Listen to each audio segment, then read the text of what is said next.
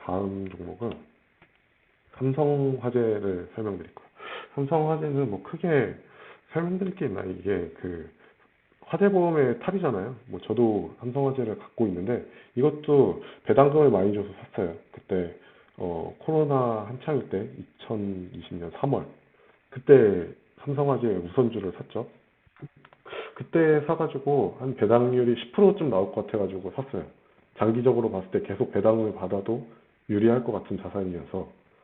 그리고 최근에도 호재가 있었죠.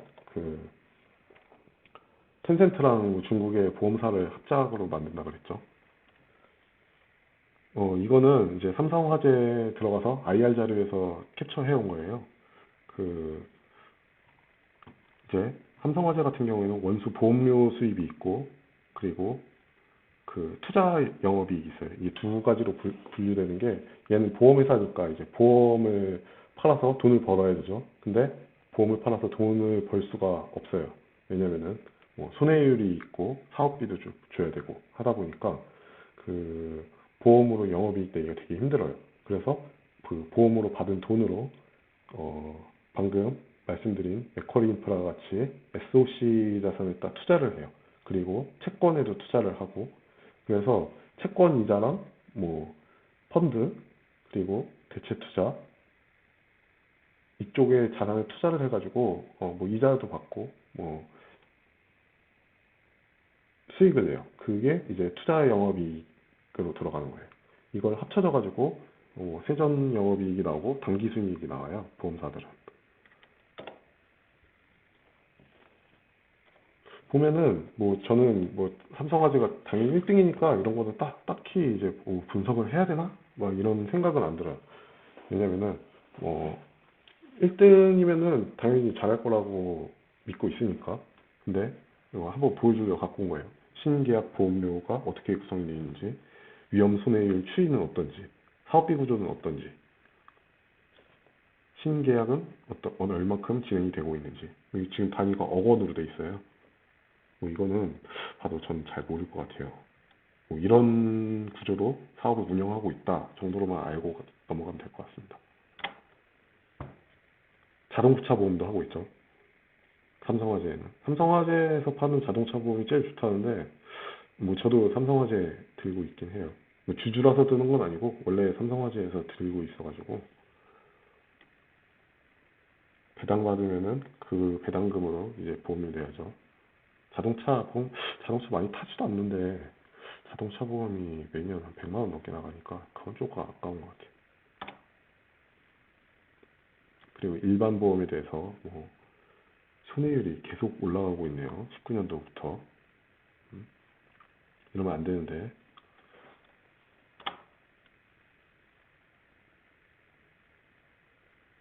이제 자산운용 수익에 대해서 나와 있네요. 여기 그 아까 그 자산운용 수익이 투자이익이 이렇게 구성되어 있어요. 그 뭐 채권을 샀다가 팔았을 때 매각해서 나온 매각 이익이 있고, 수익 주식이나 펀드 같은 거를 가지고 있어서 배당을 받은 배당 이익이 있을 거고, 그리고 그 채권이나 대출 같은 거를 해줘가지고 받는 이자 이익이 있을 거예요. 이렇게 구성이 되어 있습니다. 포트폴리오는 오른쪽에 나와 있네요. 2020년 9월 기준으로 채권이 44.6%, 대출이 32.9%, 그리고 주식이 13.8%, 해외 투자 자산이 6.6%, 부동산 1, 현금, 예금이 1.1%. 지금 73.9조 원을 굴리고 있어요. 삼성화재는. 이 보유이원이랑 집행금리라는 게 있는데, 이게 뭐 보유이원 같은 경우에는 그 잘 쓰지 않는 단어긴 한데, 그 취득했을 때부터 취득원가로 이익을 연간으로 환산했을 때 나타내는 뭐 금리 같은 거예요.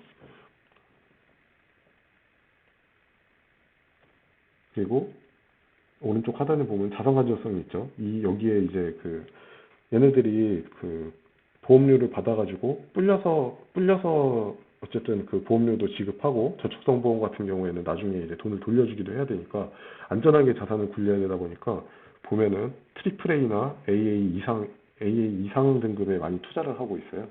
연체율 같은 경우에도 19년도 9월부터 20년도 9월까지 0.07%로 동일합니다.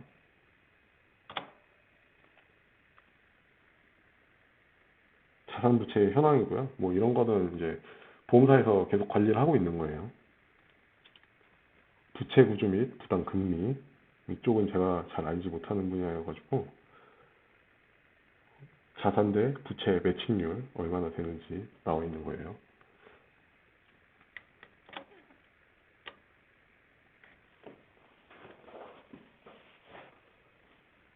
뭐 이런 식으로 영업을 한다고 IR에 써 있더라고요. 그래서 뭐 한번 보면 좋을 것 같아서 이것도 들고 왔어요.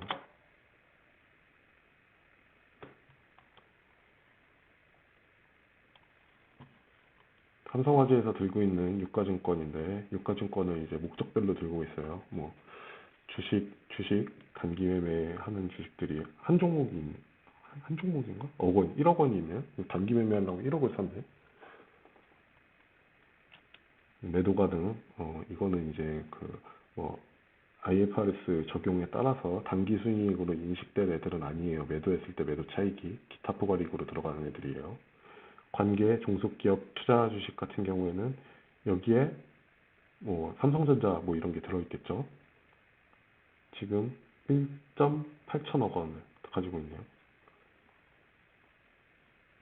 그리고 채권도 뭐 단기 매매 채권 1.5조, 매도가 등 31조, 만기 보유가 뭐 1천억 원, 외화유가증권도 들고 있고, 그리고 삼성화재에서 관리하는 자회사 현황이에요. 이게 뭐 삼성화재 관련된 자회사들이겠죠.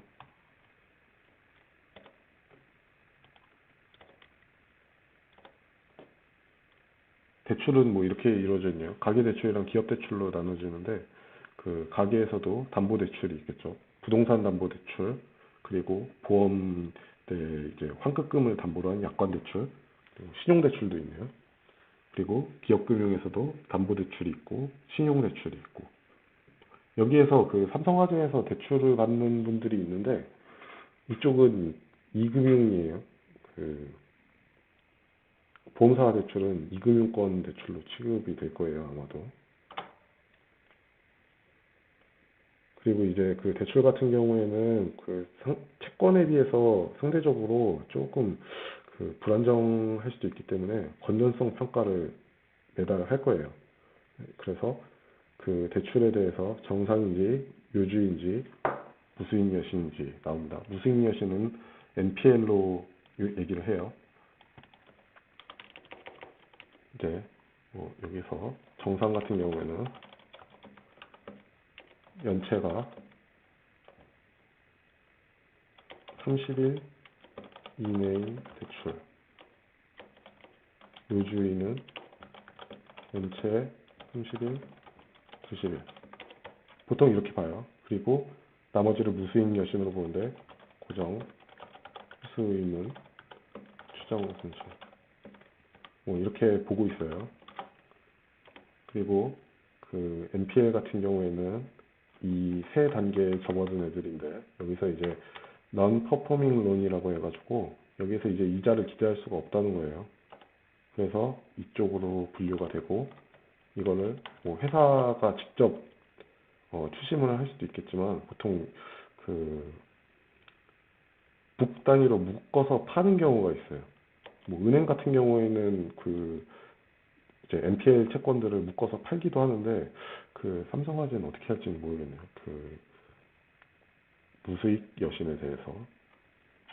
아래 보면은 기업은 거의 연체가 없어요. 근데 가계에서 0.12억 원이 연체가 있네요. 연체율이네. 0.12%.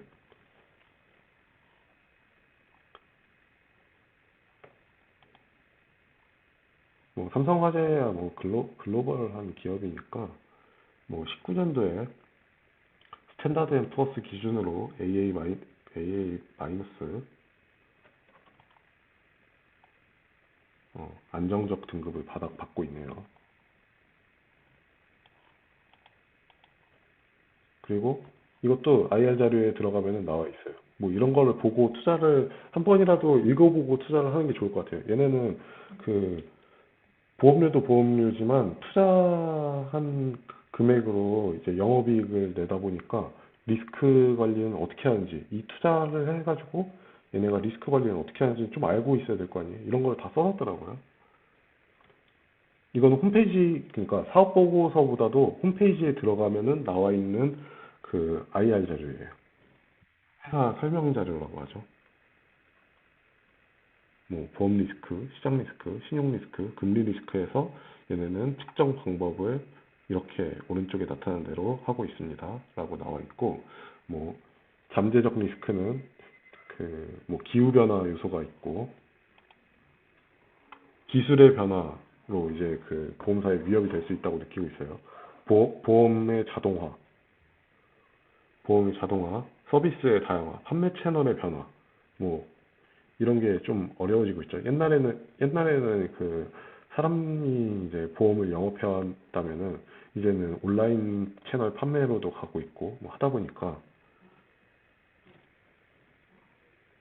이거는 뭐 리스크라면 리스크일 수도 있는데 삼성화재한테는 좀 기회가 될 수도 있죠. 여기 아래에 보면은 그 디지털 생태계의 영업 기회가 커지는 추세라고 써 있죠. 그래서 리스크는 이렇게 관리를 하고 있다. 그리고 요즘 보험사들의 가장 큰 문제점이 인구 구조의 변화 때문에 그 보험 가입하는 수가 점점 줄어드는 게 문제라고 해요. 그 출산율이 낮다 보니까 이걸 가입하는 사람도 줄어들고, 가입하는 사람들이 줄어들면은 보험료 수입 자체가 줄어들고, 그렇게 되면은 투자 자산을 굴릴 수 있는 시드머니가 줄어드는 거죠. 그 임금 피크제를 찍고 월급이 줄어드는 그 아버님 세대를 보는 듯한 느낌이 있어요. 인구가 좀 늘어나야지 경제가 좋아질 텐데.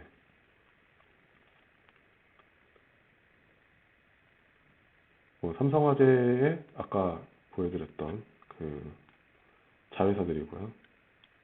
여기에서 그 처음에 시작할 때 얘기했던 게 텐센트랑 합작 인터넷 보험사를 만들죠. 그건 진짜 정말 좋은 기회라고 생각을 해요. 중국에서 어, 롯데마트가 철수를 하긴 했지만 그 누구랑 다 같이 누구랑 같이 중국 회사랑 뭐 공동 설립을 해서 그걸 운영할 수 있다는 거는 그 텐센트가 방어막이 될 수도 있기 때문에, 뭐 물론 다른 걸 보면은 중국 정부에서 문 닫아라면 닫아야겠지만 좋은 기회인 건 맞는 것 같아요. 인구 많은 데서 보험 장사를 해야지 그게 또 잘 커지지. 삼성화재 노하우가 곁들여지면 아주 좋을 것 같아요. 그리고 이거는 그 방금 윗장이랑 아랫장 같은 경우에는 삼성화재의 사업보고서에서 분기보고서에서 끌고 온 거예요. 연결 대상 기업들이랑 연결 대상 펀드들, 이것도 볼 수 있어요. 얘네가 뭘 갖고 있는지.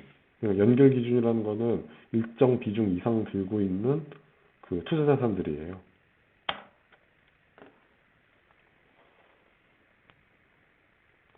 그리고 주요 회사별 그 시장 점유율인데 삼성화재가 지금 20년 3분기에 22%로 좀 압도적이죠. 현대해상이 바로 밑에 있는데 16%예요.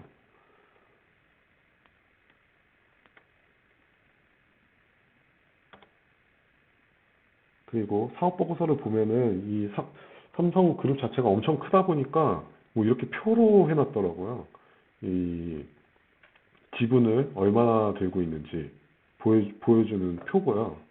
이게 제가 중요한 부분만 찝어왔어요. 삼성화재가 관계사를 어떤 걸 들고 있을까? 제가 가장 보고 싶었던 건 삼성전자가 얼만큼 비율이 갖고 있나 보고 싶었는데 1.5% 들고 있대요. 1.5%인데 그럼 어제 종가 기준으로 뭐 500조 정도 됐다고 하더라고요. 삼성전자가. 그럼 7.5조 들고 있네요. 삼성전자만 엄청 많이 들고 있네요.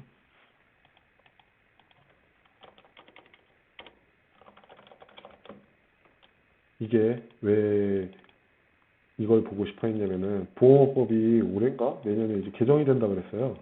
근데 이제 그 개정되는 내용 중 하나가 그 관계사인가에 대해서 3%만큼 가지고 있을 수 있게 바뀌어요. 근데 그 3% 기준이 예전에는 취득가 기준이었다면은 이제 투기에든 시가 기준으로 3%예요. 3%도 그 자기 자본의 3%일 거예요. 그래서 자기 자본이 삼성화재가 3%가 7.5조가 3%가 되려면은 뭐 한 250조 정도는 있어야지 이거를 다 들고 있을 수 있을 거잖아요. 안 그러면은 이걸 다 매각을 해야 돼요. 3%만 남기고. 그래서 삼성생명이랑 삼성화재가 머리가 아프죠.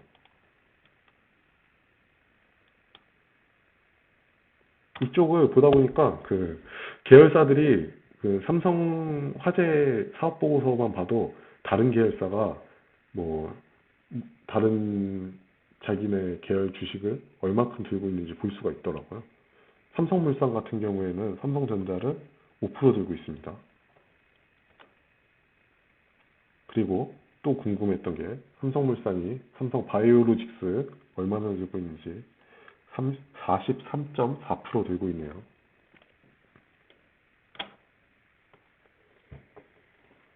그리고 그 삼성화재는 이거는 뭐 제가 1월 5일 장마경 기준에 그 뭐야 퇴근해서 찍은 거라 가지고 어제 종가랑은 좀 차이가 있습니다. 시가총액은 8조 정도네요. 근데 아까 본 것처럼 삼성전자만 1.5% 들고 있는데 7.5조의 가치를 들고 있어요. 시가총액이 8조인데 저평가라고 생각합니다. 매우. 삼성화재우 이것도 작년에 8,500원 배당을 줬는데 올해는 그 8,500원 더 이상을 준다고 들었어요. 아직 그 배당 정책이 발표가 안 나가지고 얼마나 줄지 모르겠는데 영업이익의 50% 준다고 했으니까 한 9,500원 정도 되지 않을까 싶거든요. 여기 그 뉴스네요. 중국 텐센트와 함께 손잡고 시장 확대한다고. 여기서 다시 영업이익을 보면은 당기순이익을 보면은 1에서 3큐 동안 당기순이익이 작년에 5,800억 원이었는데 올해는 6,200억 원이에요. 이것만 봐도 올해 뭐 4분기 때 얼마나 벌었을지 모르겠지만 한 8천억, 7천억 정도 7천억에서 8천억 정도 나왔을 것 같아요. 작년 대비 뭐 7% 늘었다고 하니까 배당도 한 뭐 9천원 주면은 땡큐고 뭐 8,500원만 줘도 감사합니다. 저는. 그리고 하나 이야기할 게 추가적으로 있었는데 그 삼성화재뿐만이 아니라 모든 보험사들이 그 IFRS 17을 도입을 목전에 두고 있는데 그 IFRS 17의 내용이 뭐냐면은 그 부채에 대한 시가평가예요. 근데 그게 왜 문제냐면은 지금까지는 시가평가로 관리를 하고 있지 않았는데 보험료 받은 것들을 나중에 돌려줘야 될 돈들을 시가평가를 안 하고 있었는데 IFRS 17이 도입이 되면은 시가평가를 해야 돼요. 부채의 시가평가가 왜 문제가 돼야 되냐면은 고금리 때는 시가평가를 해도 어차피 할인율이 금리가 높으니까 할인율이 높거든요. 할인율이 높다는 거는 뭐 나중에 1억을 줘야 됐으면은 6% 금리였으면은 1억을 6%로 지급 기한까지 해서 놔두면 할인 요율이 나와요. 근데 지금 저금리라서 뭐 2%막 이러니까 할인 요율이 낮다 보니까 부채가 엄청나게 늘어나는 거예요.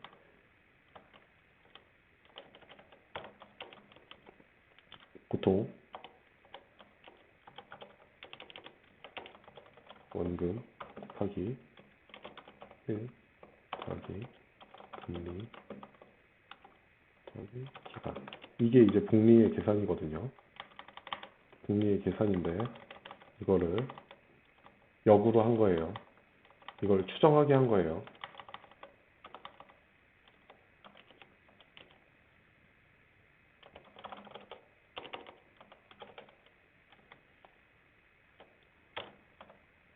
1억 원은 알고 있으니까 이제 너네가 부채로 잡아야 되는 금액이 얼마냐 하는 게 주 목적이에요. 이게 금리가 이제 할인율이 낮아지다 보니까 6%일 때 대비해서 2%일 때 더 높은 부채가 잡히는 거죠. 그래서 부채 금액이 과대하게 계상될 것 같아가지고 뭐 지금 금감원이랑 뭐 보험사들이랑 뭐 얘기를 하고 있죠. 할인율을 어떻게 정하느냐에 대해서. 도입은 뭐 2023년 뭐 계속 밀리고 있어가지고 언제 도입될지 모르겠어요. 근데 가장 큰 리스크 요소긴 하죠. 보험사들한테. 그래서 금리가 낮을 때는 보험사가 안 좋다는 게 이거예요. 부채가 과대하게 늘어날 수 있다. 그리고 채권 이자가 낮잖아요. 국고채 금리가 뭐 지금 1%대로 알고 있는데 국고채 금리도 낮고 하니까 돈을 벌 수 있는 이윤 수단이 많이 줄어들죠. 뭐 근데 어려울 때 사다야 뭐 나중에 돈을 벌 수 있지 않을까 하는 개인적인 생각이 있어요. 그래서 사긴 한 건데 이게 언제쯤 턴어라운드는 할지 모르겠어요. 지금 그 미국이나 우리나라를 보면은 뭐 유동성이 너무 풀려가지고 돈이 너무 풀렸어요. 돈이 너무 풀렸다 보니까 이거 돈이 갈 때를 주체를 못 하는 것 같아요. 그래가지고 주식 시장에 돈이 쏠리고 있는 느낌이 들어요. 주식을 보면은 지금 모든 사람들이 주식에 열광을 하고 있어요. 그래가지고 뭐 매일 봐도 어제 사상 최초로 3,100을 달성했죠, 코스피가. 그 전에는 3,000도 올해 넘었는데 3,100이 어제 넘었어요. 그러니까 뭐 과열을 막으려면은 돈을 회수를 해야 되는데 그 회수 수단이 금리가 아닌가 싶어요. 개인적으로는 테이퍼링이 들어갈 것 같아요. 뭔가 느낌이 테이퍼링이 들어가면은 뭐 당장의 대출 일부 부실은 있을 수 있겠지만 뭐 수혜 업종들이 좀 있겠죠.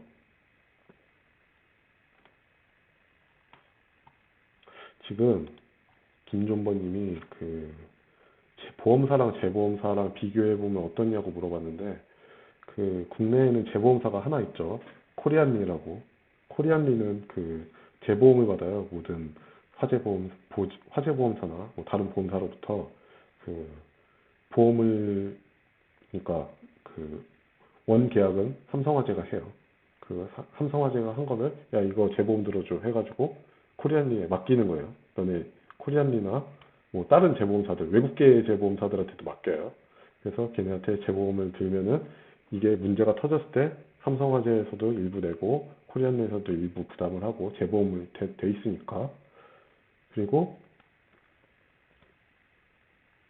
뭐 그렇게 나눠져 있죠. 역할 분담은 돼 있어요.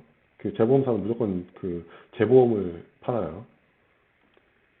뭐 아닐 수도 있어요. 근데 그 재보험만 하는 게 아닐 수도 있는데 보통은 재보험사니까 보험사들로부터 재보험 받아가지고 그 걔네도 자산운용을 합니다. 똑같이 삼성화재랑 자산운용을 해가지고 또 돈을 벌죠. 걔네는 대신 그 나중에 지급해야 될 돈이 많이 없기 때문에 그 고객들한테 저축성공 같은 게 없기 때문에 상대적으로 그 부채에 대해서는 덜 민감한 것 같아요. 그리고 또 코리안리 하니까 생각이 날랑말랑하는 게 그쪽은 이제 그 재보험사다 보니까 그 재보험 사고 하나가 터지면은 영업이익이 확 줄어든다고 하더라고요. 그래가지고 그쪽은 좀 뭔가 사건 사고가 있을 때 좀 영향이 큰 것 같아요. 뭐 배가 침몰했다. 그러면은 영업이익에 몇백억 날라가겠구나. 뭐 이런 거는 코리안리로 투자를 한다면은 그런 거 고민을 해봐야 되는 것 같아요. 재보험사 하나가 독점하고 있는데 더 메리트 있는지는 잘 모르겠어요. 사고 터지면은 그 재보험사에 대해서 그 영업이익이 확 줄어드니까 독점적인 지위가 좋은 것도 있는데 독점적인 지위가 안 좋은 것도 있어요. 왜냐면은 내가 힘이 있으면은 그 독점적 지위가 좋은 건데 그 사람들이 하기 꺼려해서 하는 독점적 지위 같은 경우에는 안 좋을 수가 있어요. 근데 뭐 이건 개인적인 생각입니다. 코리안이 좋은 회사는 맞아요.